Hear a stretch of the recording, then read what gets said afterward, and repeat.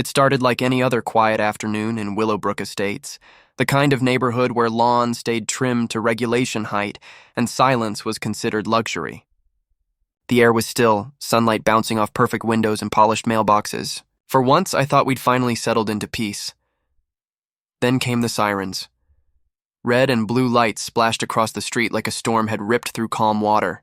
I checked my phone's security feed, 2 police cruisers at the front gate, doors flying open. And right there at my doorstep stood Karen Whitfield, the self-crowned president of the HOA, waving a silver key like a badge of power. She was shouting, demanding entry, her voice sharp enough to pierce glass. Inside, my 12-year-old son Leo stayed still, phone in hand, recording everything just like I'd taught him. What Karen didn't know was that the moment she tried that key, she'd opened a door she'd never be able to close.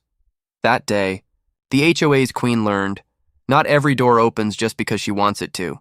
But let me start at the beginning. Before we dive in, let me know where you're listening from today. When I first moved into Willowbrook Estates, I thought I'd found the perfect place to start over. After losing my wife 2 years ago, I just wanted peace and a safe neighborhood, good schools, quiet evenings, and a place where my 12-year-old son, Leo, could finally feel normal again. Willowbrook looked like that kind of place.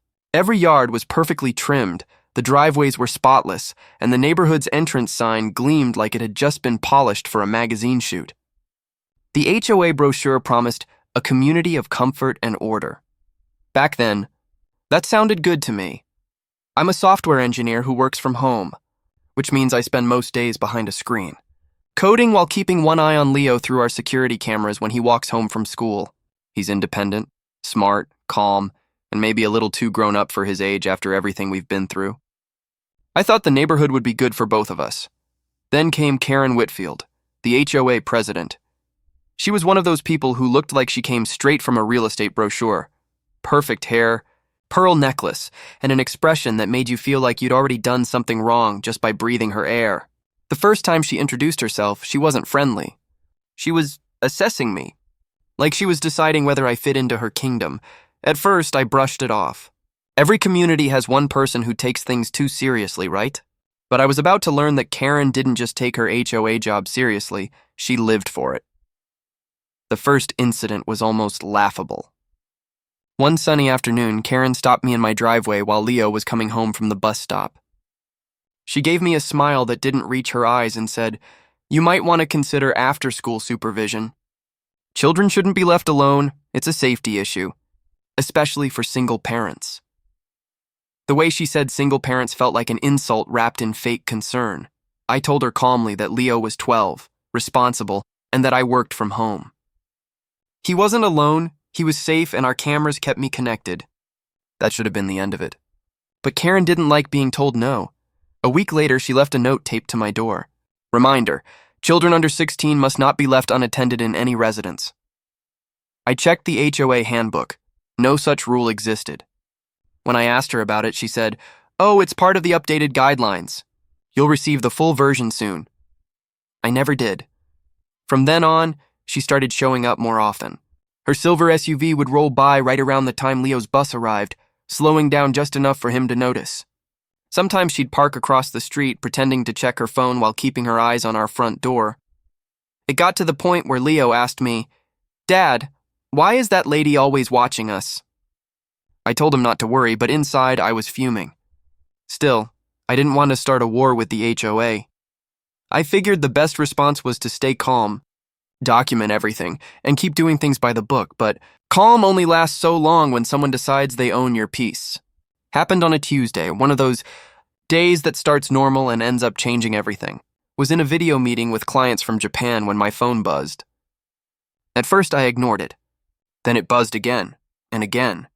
I glanced down and saw a stream of security alerts. Someone was trying to unlock my front door. At first I thought maybe Leo forgot his key, but then I saw the live feed. There she was, Karen Whitfield, standing on my porch, a shiny key in her hand, jamming it into my door like she owned the place.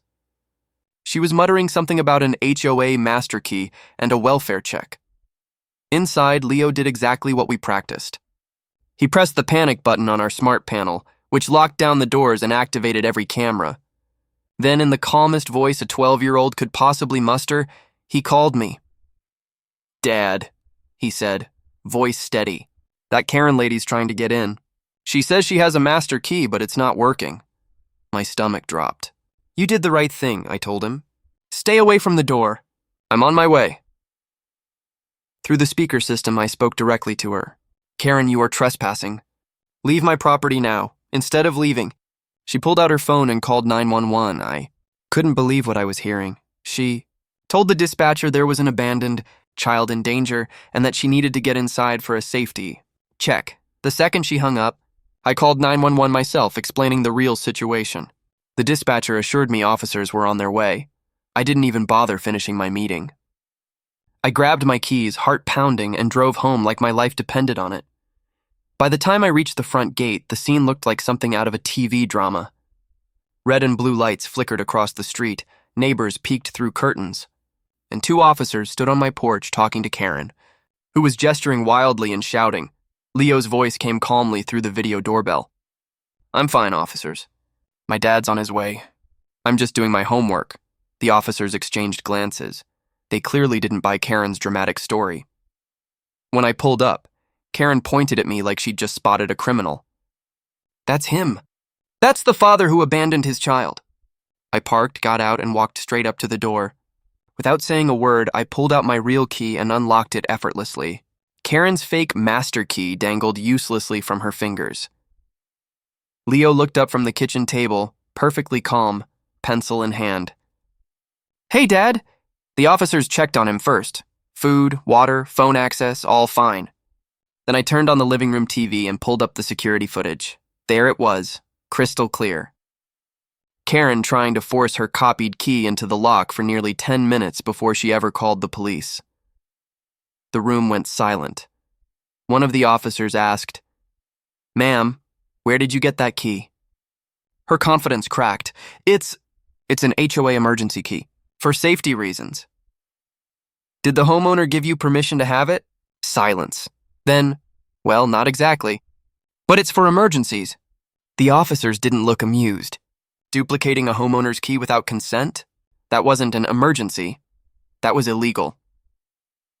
I handed over my folder. Screenshots of her fake notices, photos of her SUV parked near our house, and a statement from our neighbor, Mrs. Rodriguez, who'd seen Karen watching our house more than once.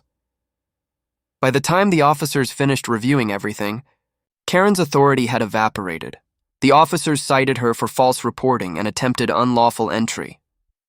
She went from furious to pale in seconds. You could see the realization hit her. This wasn't her domain anymore. And then, as if the universe wanted to make sure everyone knew, the neighbors started coming out.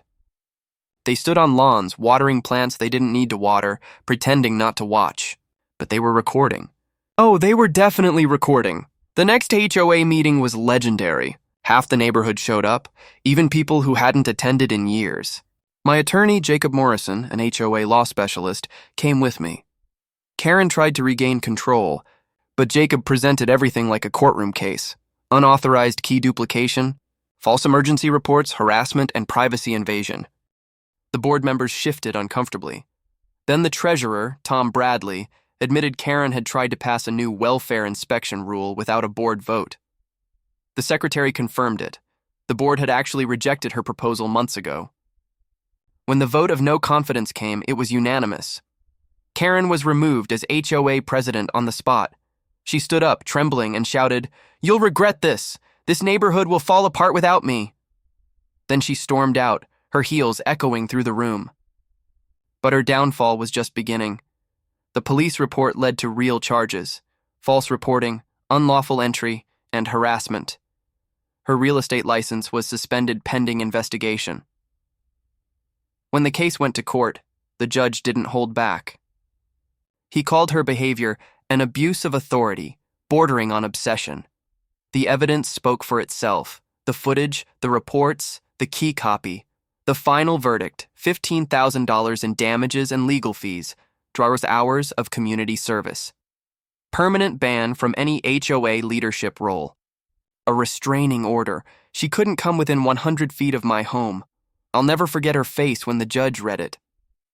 The same woman who strutted through the neighborhood giving orders now stood silent, mascara running, realizing her power trip had finally ended. For the first time in months, Willowbrook Estates was quiet again. People started waving when I passed by. Leo rode his bike without being watched. And for the first time, I felt like we really belonged. Karen spent years trying to control everyone around her. But that day, when she tried to use her fake master key, she unlocked the one door she couldn't close, the door to her own downfall. Sometimes justice doesn't come with shouting or revenge. It comes with calm proof, quiet truth, and the confidence to stand your ground. Because in the end, arrogance always burns itself out, especially when it's holding a stolen key.